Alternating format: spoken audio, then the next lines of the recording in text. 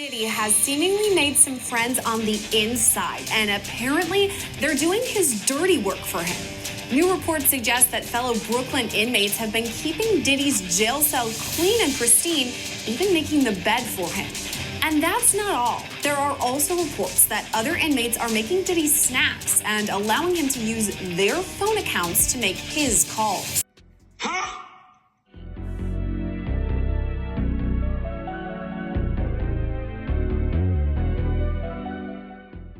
Welcome to Male Reality Lessons, where topics are reviewed and discussed as iron sharpens iron.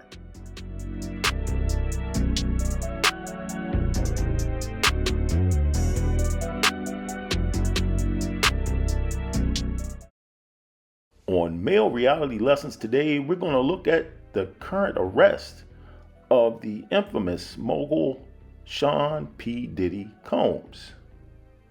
And you got to ask yourself, is the timing peculiar? Some folks believe he may just be a victim of biting off more than he can chew. And when you move in the higher echelon circles, sometimes you got to be careful on whose toes you step on.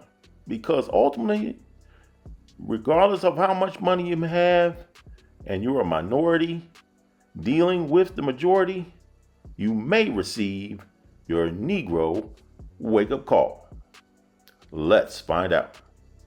Hey, Chloe, good morning. Hey there, good morning. Sean Combs is behind bars after a federal judge denied the music producer's request to post a $50 million bail. The judge siding with prosecutors who argued that Combs is dangerous and poses an ongoing threat to the community. And authorities say additional charges have not been ruled out. But we do have to warn you, some of the details here are disturbing.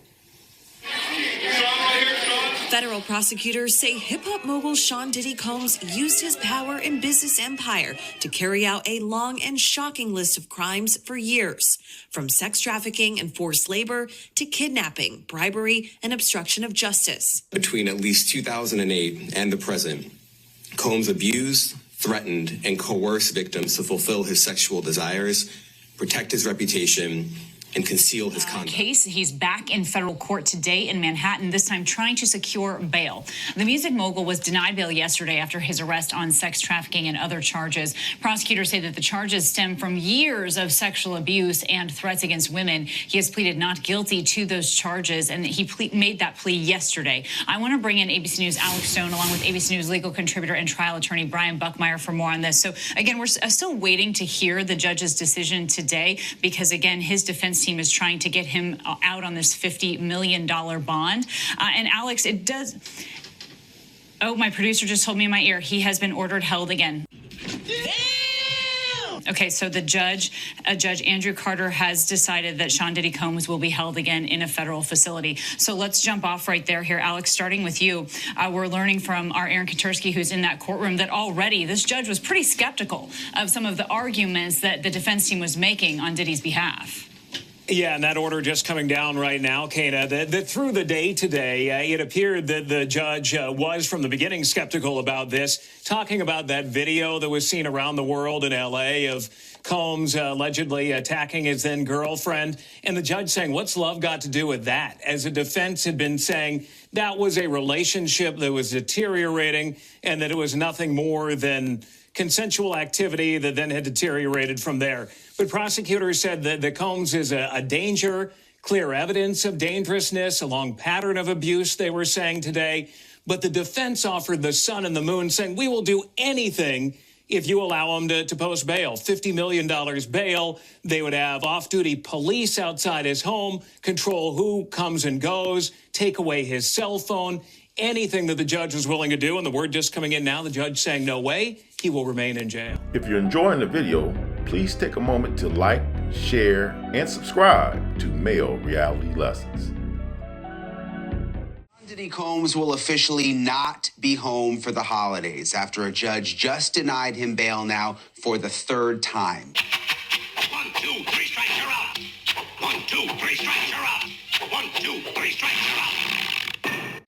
Diddy's been behind bars since September and will likely now remain there until his trial date, which is in May of 2025. Combs' lawyers tried just about everything at this point to get him released, offering a $50 million bond, a 24-hour security team, a home monitoring system at his Upper East Side Manhattan apartment. They tried it all, but the judge still felt that, quote, no condition or combination of conditions will reasonably assure the safety of the community.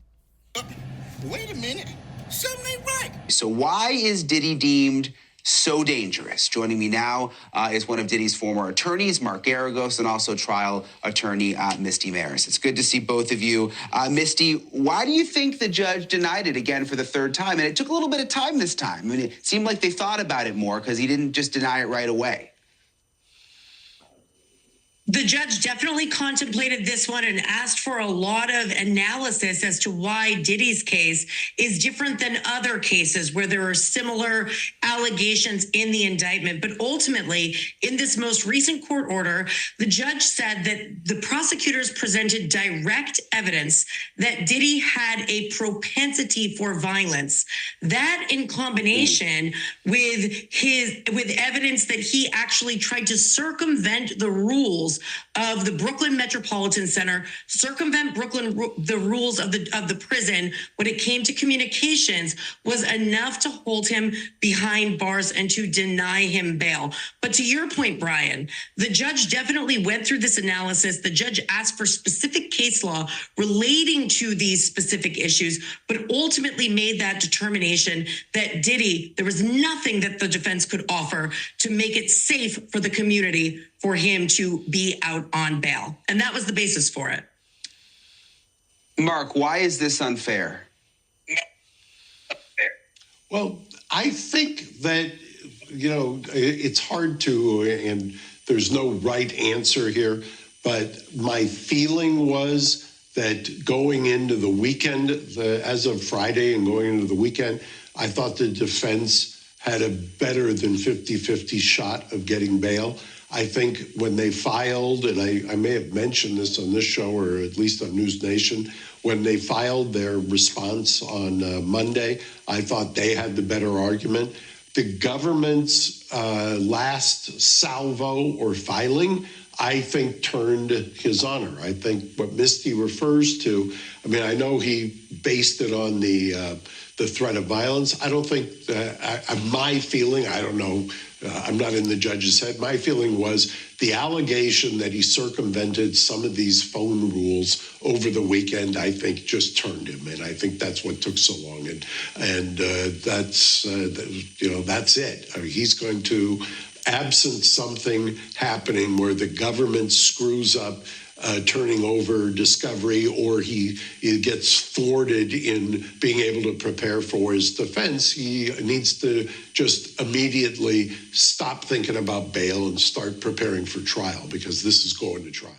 And there you have it. But I have one question. Why now? Mr. Combs has been linked to various nefarious activities and numerous lawsuits that would lead you to believe he probably was under investigation over the past decade or so. And that typically happens when you get to a position in life where you accumulate so much wealth, you believe you're above the law until you step on the wrong toes. But I'll leave it up to you in the comments section. Give me your thoughts and opinions on this topic, as well as any other topic here on Male Reality Lessons. And as always, I want to thank you for watching. Smash that like button and have a good day.